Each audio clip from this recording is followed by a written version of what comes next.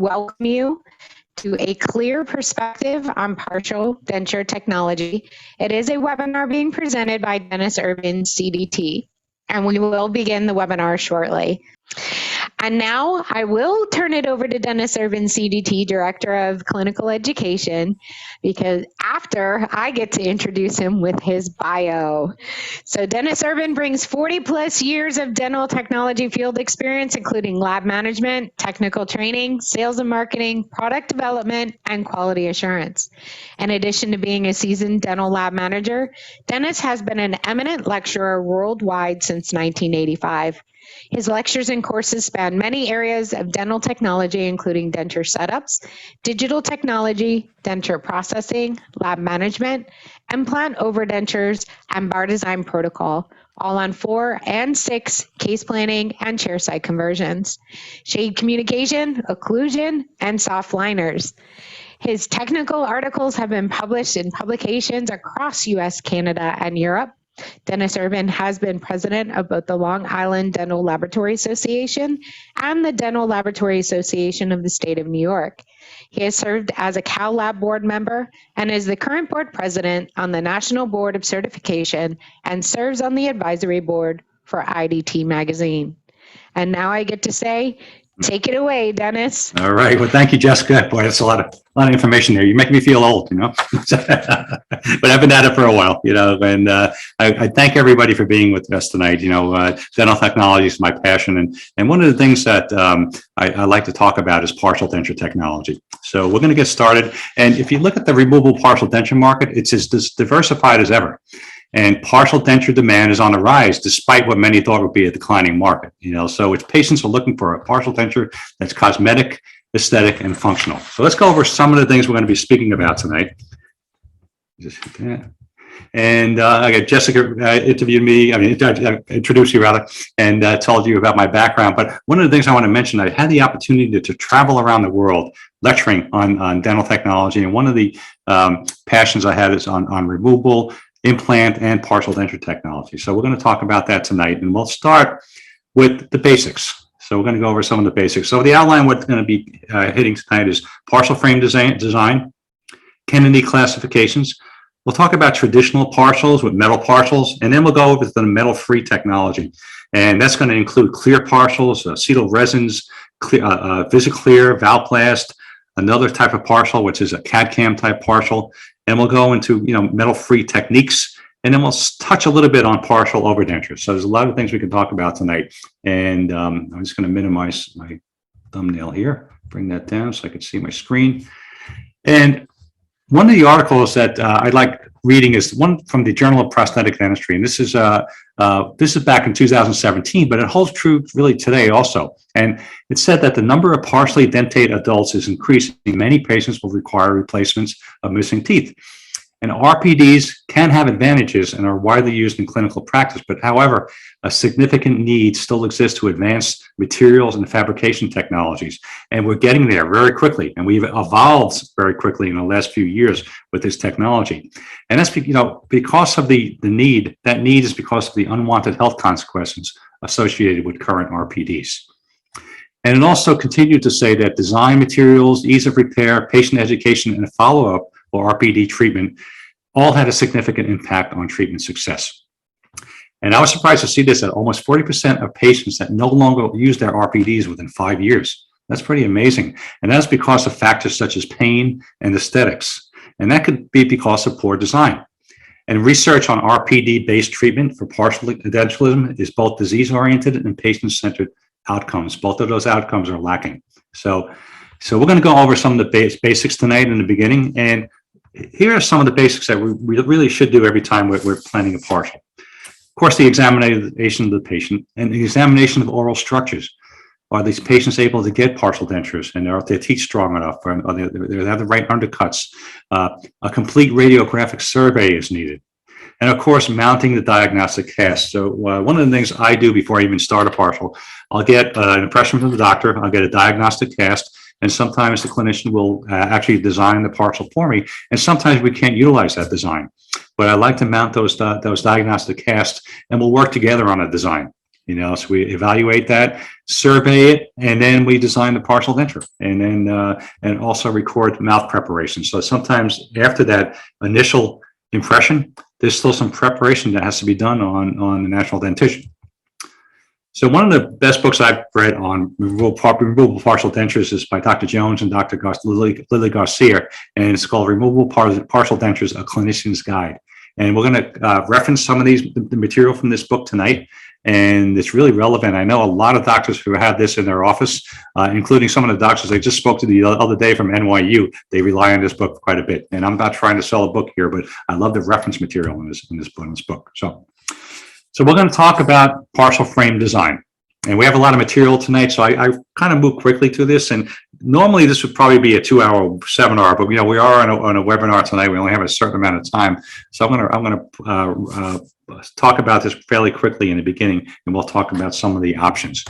We're going to talk about survey, support, types of rest seats, reciprocation, connectors, indirect retention, and saddles.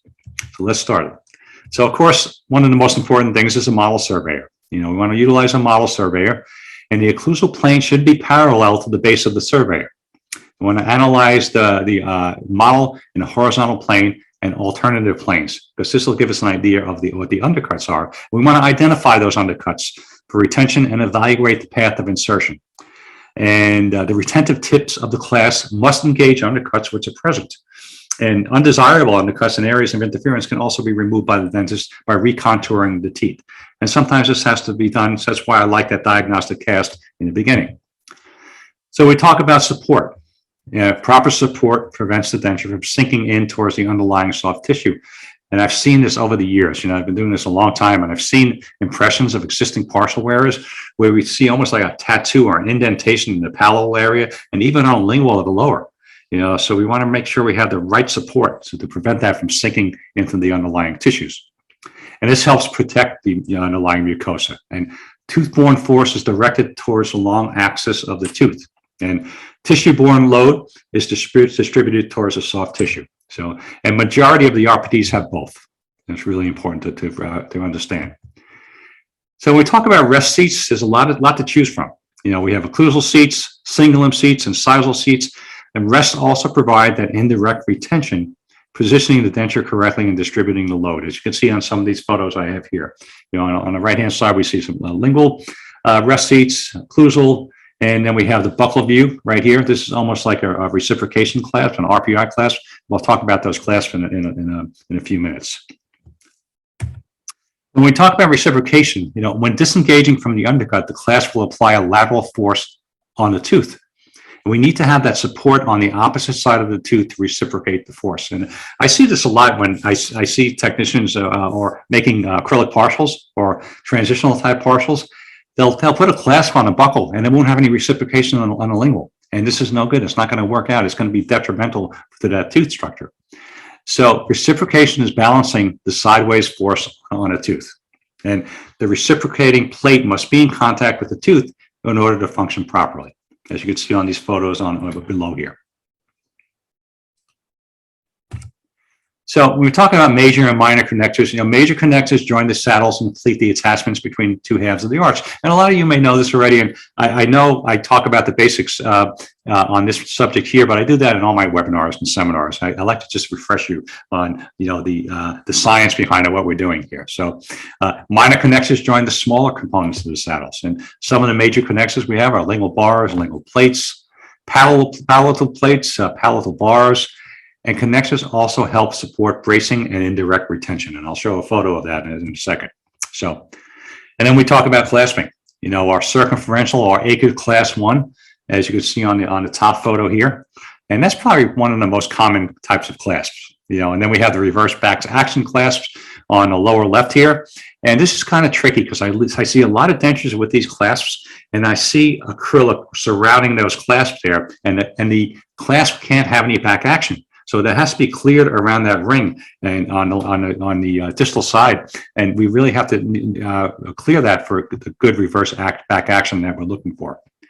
And one of my favorite classes is the RPI class. We have the rest, the proximal plate, and the I-bar. Something like I showed earlier in those photos earlier. And this is one of my favorite types of designs. course, it's aesthetic, it's retentive, and it's utilized quite a bit. But the tooth structure has to be really secure and healthy. And some of the other clasping are the back action clasp, as we see here, and the reverse back action clasp, and ring clasp, as we see on top here on the right-hand side. And that split clasp is almost like they call it a roach type clasp here. And so there's a lot of different types of clasping that we can choose from. We want to make sure it's going to be retentive and healthy for the patient and for the tooth, and something that's going to be supportive and also aesthetic. So we talk about indirect retention. Indirect retention prevents that tipping and rotation of an RPD. So, indirect retention is most necessary in situations such as Kennedy class 1, 2, and 4 cases where the main components of the denture are restricted to one part of the denture.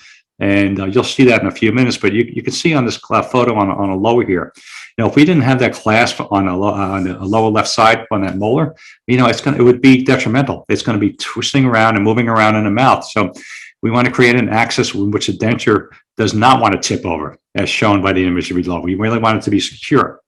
And components need to be placed on the opposite side of the axis to stabilize it. And indirect retention can be provided by connectors, clasps, and rests. And we'll touch on this also when we talk about overdenture partials, because we still need that indirect retention. And on the saddle areas, pretty much everybody's familiar with the saddle areas of the parts of the denture that they're going to house the teeth. I always make sure we have tissue stops. You can have a mesh type of design. I've even done solid metal retention with retentive loops on the metal retention. But we always have those tissue stops, so especially on those unilateral, bilateral distal extensions. So let's talk a little bit about Kennedy classifications, then we'll get into some of the options with different partials here. So class 1 is when we have our posterior bilateral free end saddles. Class 2 is when we have our posterior unilateral free end saddle. I'll show a picture of each of these. And just as a review, class 3 is a posterior unilateral bound saddle. And that class 4 is an anterior bound saddle. It's only when you have that mesh on the anterior, and that's all you're replacing those anterior teeth, but you need that major connector that's going to help you stabilize that denture, that class 4 denture. So again, class 1, let's look at the class 1 denture. And this is the most common classification, free and distal extensions on these types of partials where you need, the tissue stop there, you get the right mesh design, the right major connector design, and it describes a patient who has that bilateral free end saddle and edentulous posterior areas. And then the Kennedy class 2. This describes a patient who has a unilateral free end saddle. They have one-sided posterior edentulous areas in the mouth, as you can see on this upper partial right here. And then no further teeth behind the edentulous area. Then we have the class 3. This describes a patient who has a unilateral bound posterior saddle, as you can see here, between two natural teeth. And that class 4, like I mentioned before, I didn't have any actual cases to show here, but this describes a patient with that single anterior bound saddle. And this is the rarest of the classifications, as you can see right here. So let's just touch on the framework from, on the designs here with the following components. So we look at the lingual bar connector here. And if you follow the numbers here, I wish I don't know if you could see the arrow here. There's number 1, there's a lingual bar major connector. And then we have 2A, which is right where the minor connector is. And that is where the resin base will be attached right here. And then we go to 2B, that's the minor connector proximal plate. And that's part of the clasp assembly. And we go to 2C here, that's a minor connector used to connect the rest to the major connectors right here. I hope you can see my arrow here. But and then we have 3, which is the occlusal rest here. And then we go to 4. That's your direct retainer arm, which is part of the total clasp assembly, as you can see over here. So I think I lost my arrow. Here it goes. And then the 5 is that stabilizing reciprocal component of the clasp assembly, and it includes the minor connectors also. So there's a lot of things to look for in partial designs here. And then you have 6, which is that an indirect retainer consisting of a minor connector and an occlusal rest, as you can see right here. So there's a lot of things to consider when you're designing these types of partials, anything from a class 1 to a class 4. So let's look at traditional metal partials. There's been a lot of complaints with patients over the years with traditional metal partials, but there's such a demand for them, and they're still needed in the dental industry. But some of the complaints have been that they're labor intensive to make. They're not aesthetic, they're heavy, and there's a metal taste, and the hot and cold sensation can be pretty intense for some patients. But that's why a lot of patients are going over to metal-free alternatives. But sometimes, if the patient's a really bad bruxer or has a tight bite, you really need to utilize a metal partial. So we do quite a bit of metal partials, and in the industry wide, they're still making a tremendous amount of RPDs that are made out of metal.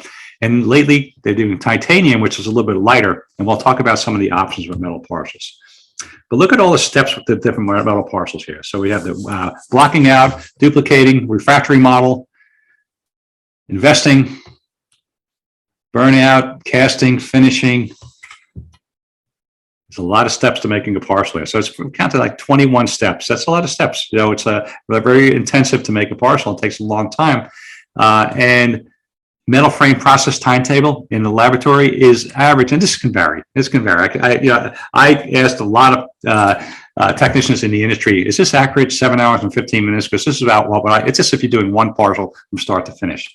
And they said it's pretty accurate because you have to duplicate the model, you have to wait for things to set up, you have the refractory process, waxing up the frame, investing, burnout, and casting, and then sandblasting and stripping, and fit, finish, and polish. So that's about 7 hours. Could be a little less, but it takes a long time to make a metal frame the right way.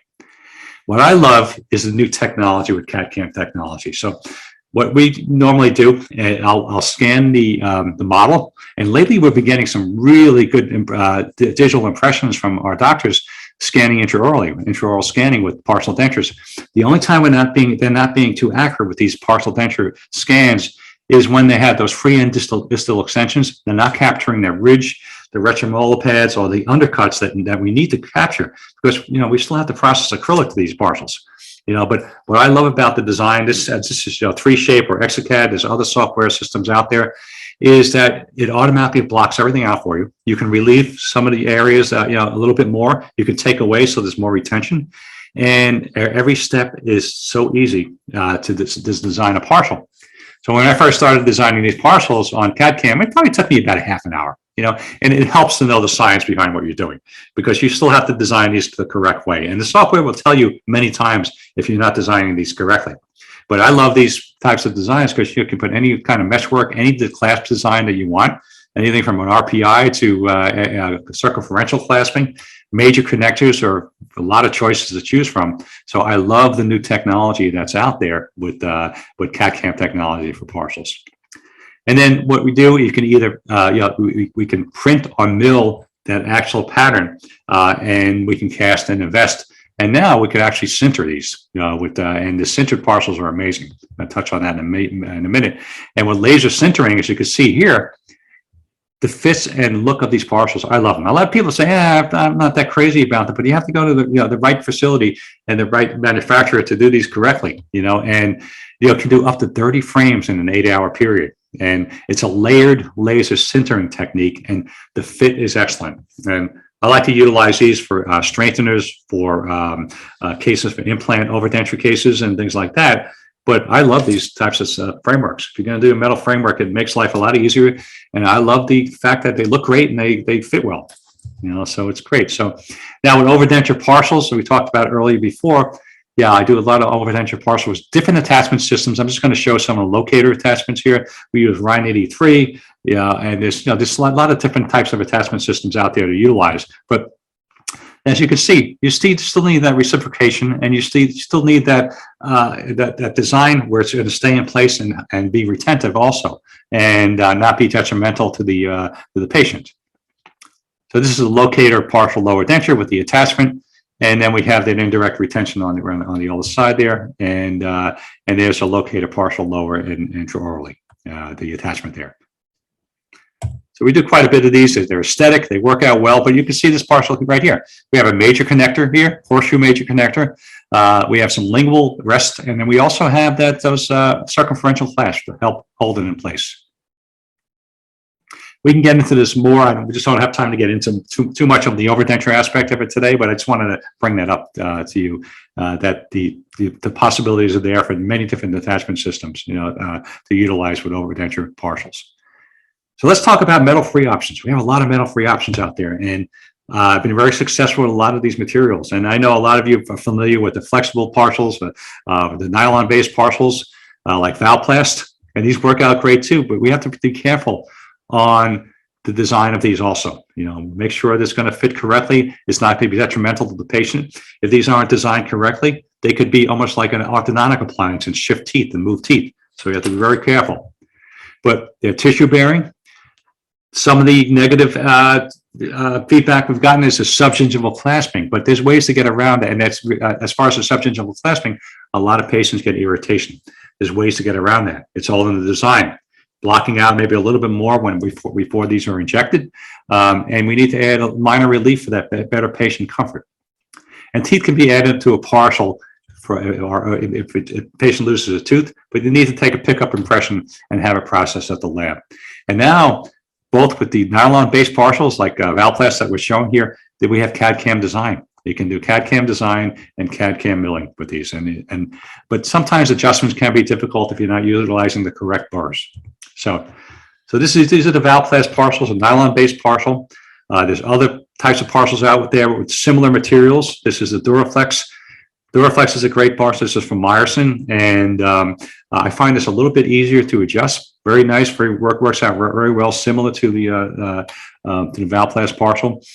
This is also injected, and this can also be done on CAD/CAM. So it's an advanced thermoplastic, and it's clinically unbreakable. And it won't absorb moisture. It's very thin, and it's a little more translucent than the other materials out there. The patients like the fact that they're a little flexible, they're light, they're thin, they kind of blend in with your natural gingiva, and where they work out well. So, and then there's TCS. Another company that has aesthetic, biocompatible, and flexibility with their partial frames.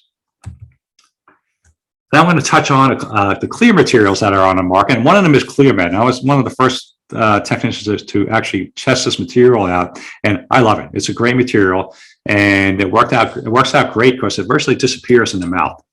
And the ClearMet frame process timeline is still labor intensive. Not as much as the metal frameworks, but it still takes about 3.5 hours to make. So again, we survey and design. We block out, we duplicate the model, and wax up the frame. Then we invest it and boil out the case, boil out that wax, and then we inject it. And after we inject it, we have to also finish and polish it. So there's a little bit of a time frame here that it takes a little bit longer than it would if it was a complete CAD/CAM technology. So this is my technique. This is one of the partials I did. I had blocked out some of the undercuts here. I duplicated the model, and I waxed up the frame, as you can see here. Horseshoe frame. I invested in a special flask with some sprues, and then I put a separator on there. So I want to separate it helps me when I devest the case and everything comes out nice and clean. So I boil out the existing wax, and I would get ready for the separator, and then I take this Meyerson Flex Press machine here. I get it ready for melting the material and injecting. And you can utilize mostly any of the materials on the market, any of the nylon-based materials or the thermoplastic materials with this machine here, and it works out great.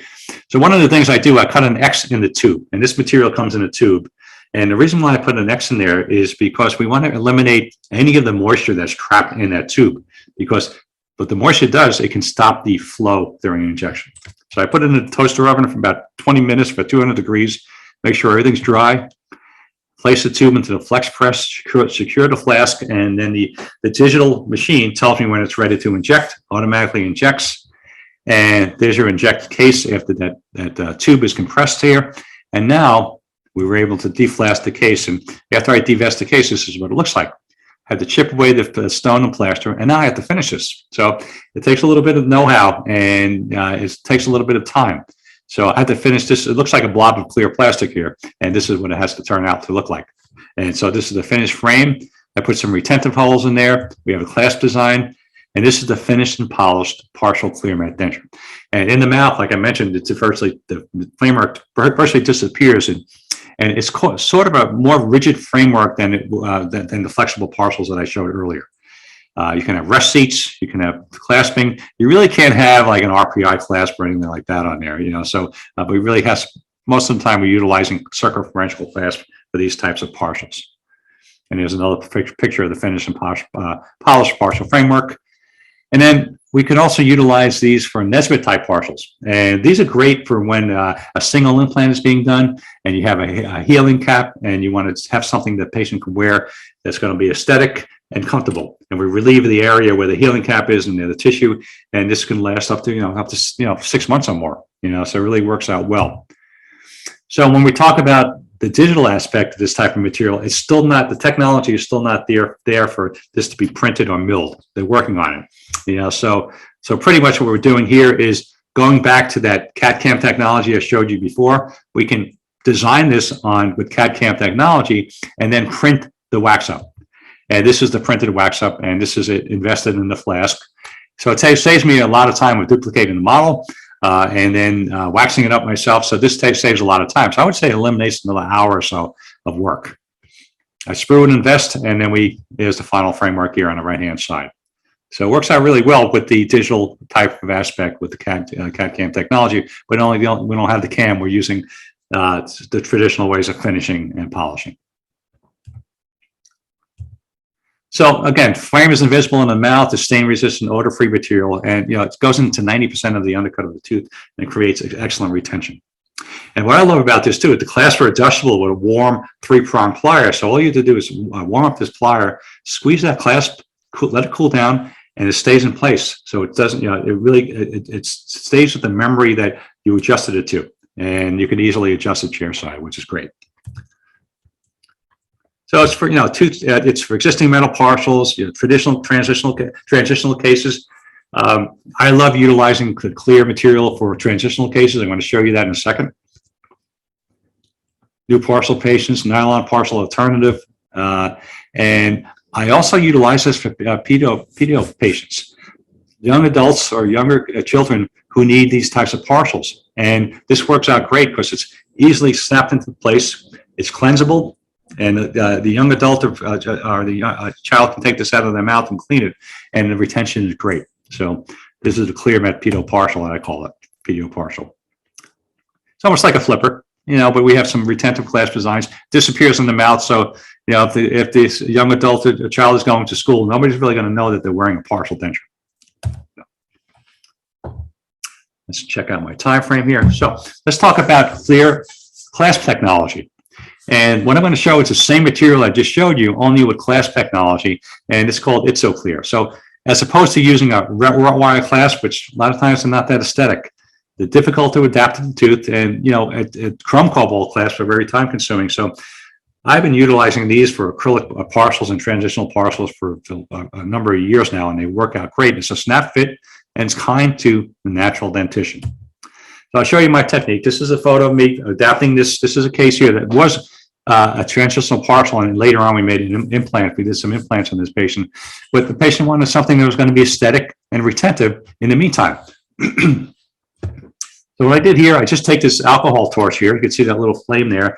Very lightly hold it over the alcohol torch, and then you adapt it to the tooth here. You have to hold it and let it cool down. Now, there's no natural bond between the acrylic and the clasp, so what we have to do now is we have to put a retention loop. So I heated it up again. I put this retention loop, put a little wax on it so it stays on the model. I did the same thing on the other side of the mouth and put another clasp there.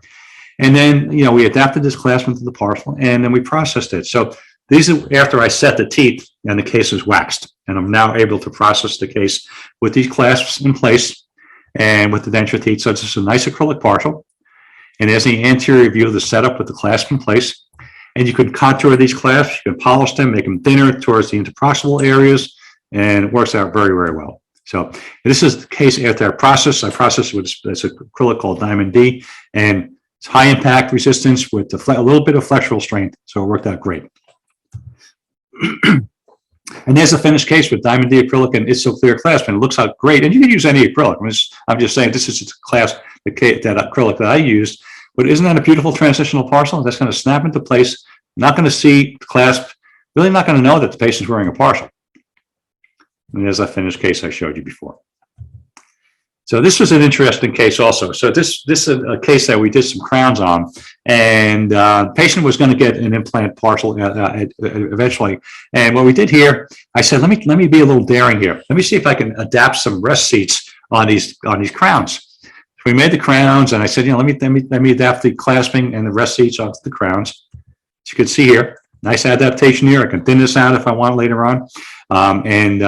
There's two types of clasp. There's molar clasp, and we have the bicuspid clasp, which is a little bit thinner. So I got everything waxed into place here, as you can see here. Very nice adaptation. This partial worked out great. The patient absolutely loved it. So waxed it up, ready to process the case, set up the denture teeth. I did it the traditional way with this type of case here. I did it the regular heat cured method and press pack method, and I held the clasp in place. I put some separator on the model, and I'm ready to pack the case with acrylic. I put some diatoric retention in the ridge lap of the teeth, so we have some more retention on there. I wipe off the separator. I put a little bit of bonding agent on there. Look at this case after it's finished. I mean, this came out absolutely beautiful, and never can tell that the patient was wearing a partial. The clasp you can see on the right-hand side there kind of blend right in with those crowns that we made, and you can thin this out. I like this a little bit thicker here on the molar area. You're not going to see it, but it's just blended in very nicely. And even with the bicuspid here, I left this a little thicker on this particular clasp, but patient absolutely loved it. And when do you see the rest seats? I mean, they worked out great. The rest seats were strong. I had some lingual reciprocation on the molar and the bicuspids here.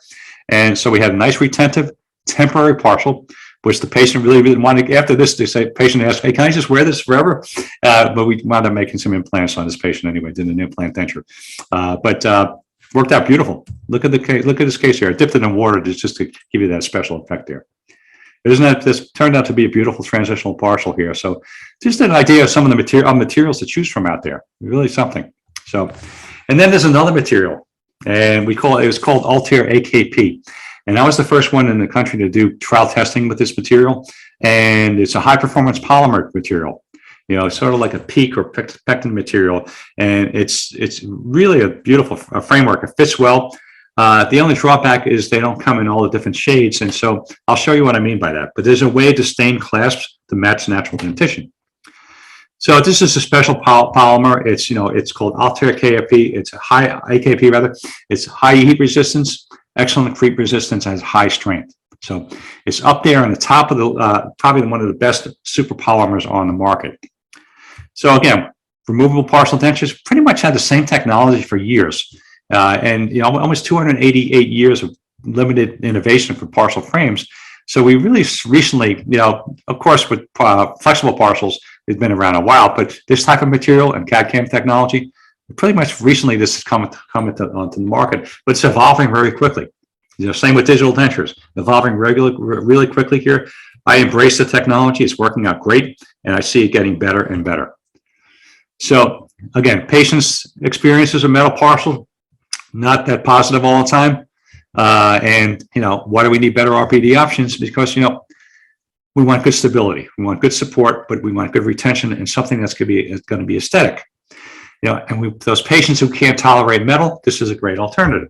And I call this a metal-free alternative. I'm not saying get away from metal partials. This could be a great metal-free alternative.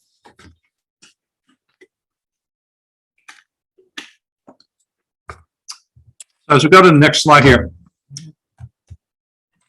is it a game changer in RPDs? Well, I think it is. It's a lightweight, comfortable.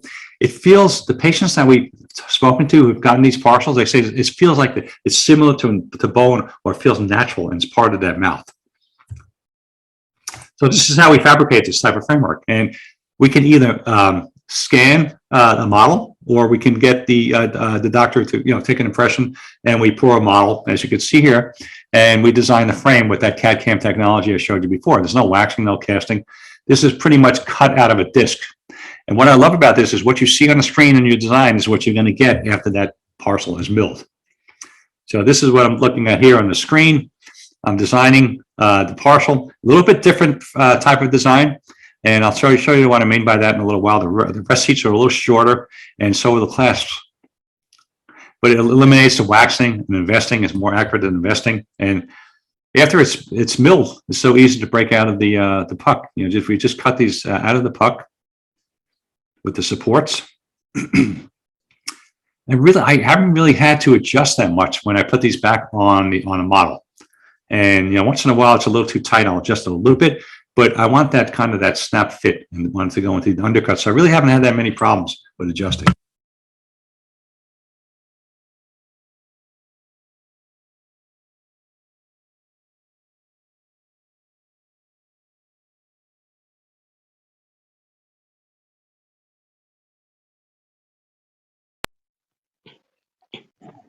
Dennis, I believe your mic went out. Audience, is it just me? Oh, here it is. Okay, I'm sorry. There it goes. Yeah, I'm sorry. Okay, I'm going to go back a couple of. So yeah, after we did we took this out of the puck here, I wanted to show the design differences. So it's a little bit deeper undercuts on this, and with shorter clasp design. As you can see, on the left-hand side, that's your traditional design. On the right-hand side, this is the Altair clasp here. A little bit shorter, a little bit thicker also. And thanks, Jessica, for letting me know about that. My microphone went out. And yes, and the rest seats are a little bit shorter, as you can see, and rounder. And there's the polished partial. You know, it finishes. You can glaze it like polish it to a glass-like finish, which is great. So this is a case study. This is probably one of the first cases I did with this when I was asked to do the clinical trials on this material. And patient has existing partials, as you can see, had a lot of problems with these partials. But then again, the patient really never really took care of her teeth, you know, and really had a lot of problems. She really needed to have some restorative work done.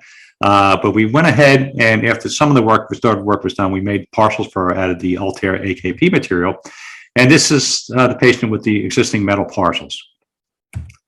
And so we did here, I designed them with the software. After the case was cut out of the puck, we have to still seat this here. I'm going to just cut away where the areas were, where the supports were, and pretty much snap right on back on the model. So the fit was great. I'm going to get ready. I'm going to put some wax rims on the framework so we can get a good occlusal record. And this is after I made the wax rims. And then we're ready to mount the cases here and set up for a try-in. So I mount this on the semi-adjustable articulator. And this, I did the wax stuff for the try-in. As you can see, the clasps are kind of white. They only come in a couple of different shades, maybe 2 or 3 different shades, I believe. And so we did the try-in, and the patient absolutely loved it. She felt great with it. She goes, "Oh my God, this is great. Can I go home with them now?" I said, "No, we have to process the case first." So as you can see here, yes, the clasps are a little bit whiter. It's whiter than her natural teeth. The patients that I've spoken to really didn't mind that the framework was a different color than the natural gingiva in the mouth. So, I mean, that hasn't really been an issue. But you can see it's a different color. Yeah, it's a white color in the mouth, but it felt so good to this patient. And when we processed it and inserted it, that patient absolutely loved it. And I'll show you how we did that. So this is a try-in. After the try-in, we're getting ready for processing. And so I waxed it up for the processing stage. And what I did with these cases here, and I just wanted to show the processing area with this case here, but this is done in the microwave oven. This is with microwave technology, and this is cured in the microwave oven with special acrylic in 4 minutes. And it's a press pack technique like I showed you earlier with the traditional technique. Only this is a special acrylic that I utilize in the microwave oven. I pack it, I put it in the microwave oven at a 500 to 700 watt microwave, and it cures within 4 minutes. That's cooled down. It gets really hot in there in that flask. That's cooled down for about 20 to 25 minutes. And this is how it comes out of the flask. We finish it and polish it, and that's how it looks. But anyway, it's a great case, a great material, and we utilize this also with these metal-free type of alternatives. And moving on to some of the more advancements in dental technology and partial dentures with thermoplastics. You have acetal resin, you have nylon-based materials, and you have a combination of both. So this involves injection molding, like I showed you earlier, but it also can be utilized with CAD/CAM technology. So I'm going to show you some of the materials out there. One of them is VisiClear. So this is a little bit more flexible when I showed you earlier with that the other clear material we had and the ClearMet material, a little bit more flexible and not as clear, but patients also love it. The fit is great. It's more like a Valplast type of case, or now I shouldn't say a Duraflex type of case, or a flexible type of nylon case, only in clear color here. So it looks really nice. And then you can utilize this with our CAD/CAM technology and actually mill this out of a puck. Combination cases, again, like you do acrylic partials, combination case, you can even have a metal framework and utilize these clasps on metal frameworks, and you can either inject them or use something, it's kind of an injectable gun that they call the hot shot gun, and you can utilize that. So you can see how nice it's a little bit thicker than your natural metal clasp, but it's retentive and it's aesthetic in the mouth. Really works out nicely. Acrylic partial there. There's that hot shot gun I showed you before. The material is just put in the gun. It's heated up to a certain temperature, And you wax you wax a clasp around the tooth there. You eliminate the wax with a putty matrix, and you inject the clasp. It works out very nicely. So this acetal resin is used in a lot of different industries here as a high performance polymer also. And, for partial frameworks, clasps, temporaries, ortho appliances, and PO partials. So, and you can see these screws on the lower part of the screen here. They're actually made with the acetal resin. And check out this. This is actually that yellow part there. That's actually the acetal resin that we utilize for the partial dentures. And it's used as a chain stop on a motorcycle. That's pretty cool. So these partial frameworks, they used to have to wax them and invest them and inject them. And, it fit great. I love these frameworks. You can see many different designs. The clasping is a lot thinner than I would have on that clear partial I made before. They're kind of rigid. And you can process acrylic and teeth right onto the framework. This is a nice palatal strap here, open palate, really nice design. And this also comes in a gingival color. And sometimes we can do combinations with a clear clasp and a gingival color, which works out very nicely, as you can see here. This is a nice parcel right here with a combination of tooth shaded clasps. Comes in all the Vita shades, tooth shaded clasp with a gingival framework. And this is kind of a lingual bar type of scenario here. And I don't really trust this. I just don't think it's strong enough to do a lingual bar. But then this case really actually worked out well. But it's just, I just don't, I've seen cases like this break though when you do a lingual bar design. Really have to be thick. And the thicker it is, the more difficult it is for the patient to get adjusted to. So flexibility is semi-flexible, comfort, it has some rigidity to it, and it's biocompatible. And it's not as strong as metal, of course, but you can have tooth-colored major connectors in all different shades. And do combination cases with metal partials. And also, we talked about unilaterals, like with the previous one, with the clear partials. You could do the same thing with these types of partials also. As you can see here, unilateral partials work out very nicely, especially with implant cases, temporary cases for implants. Works out really nice. And this one here, I just like to show, I don't know if I would do this case here. I'll be afraid that patient might swallow this tooth here. But this was designed with an anterior tooth, number 8.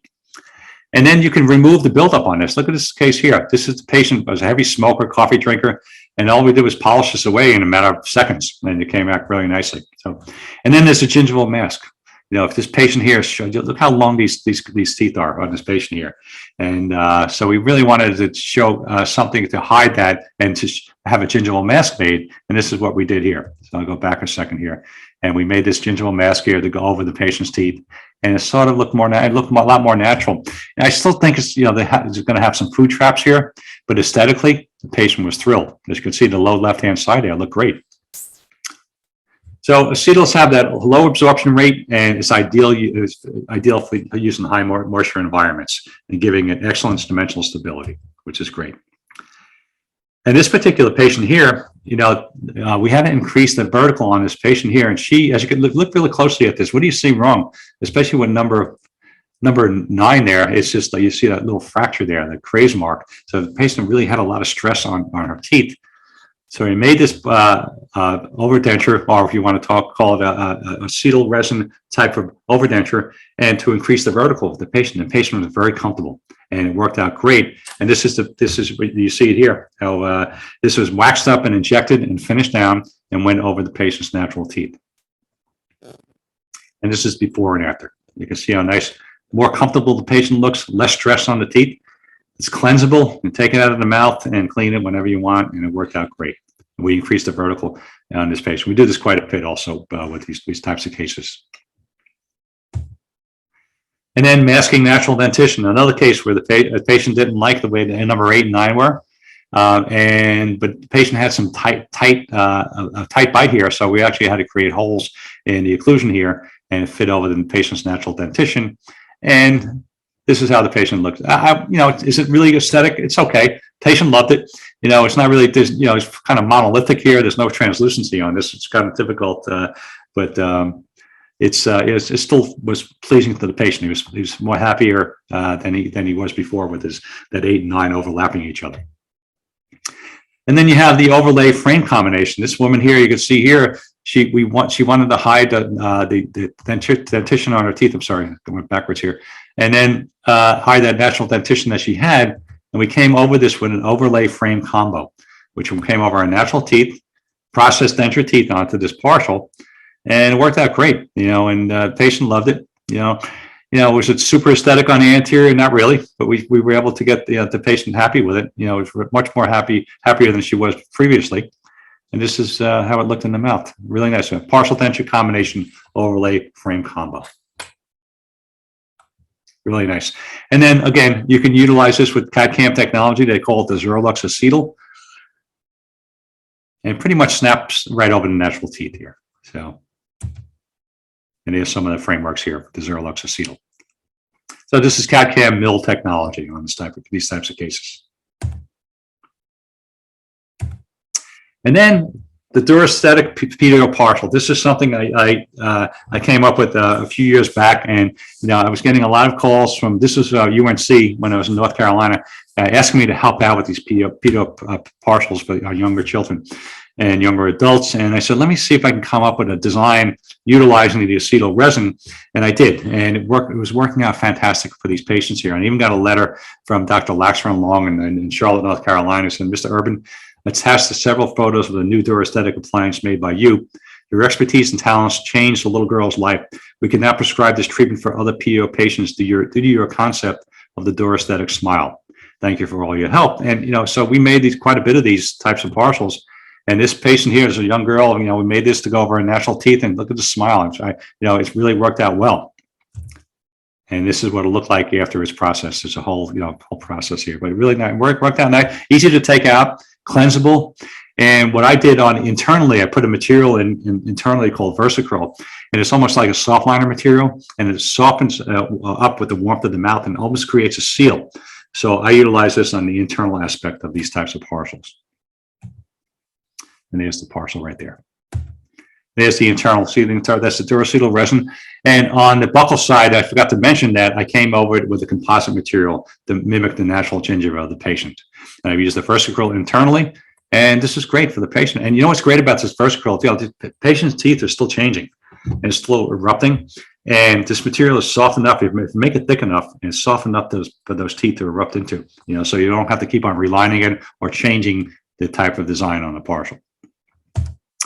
So winding it up here with another aspect of the Journal of Prosthetic Dentistry, what was in that article, they said that future trials should evaluate new RPD materials and design technologies and include both long-term follow-up and health-related and patient-reported outcomes. And advances in materials and digital design production, along with patient education, promise to further the application of RPDs and improve the quality of life patients requiring RPDs. So we're there now. I believe that this is 2017 when I wrote this. We are there when it comes to digital technology for partial dentures. It's getting better and better every day. So let's all work together to achieve the ultimate goal of patient satisfaction when it comes to partial dentures. I want to thank everybody for joining me tonight and joining us tonight at National Dentex. And if you have any questions, please feel free to ask. And this is my email address is durban@dentalservices.net, but I'll be glad to take whatever questions you have.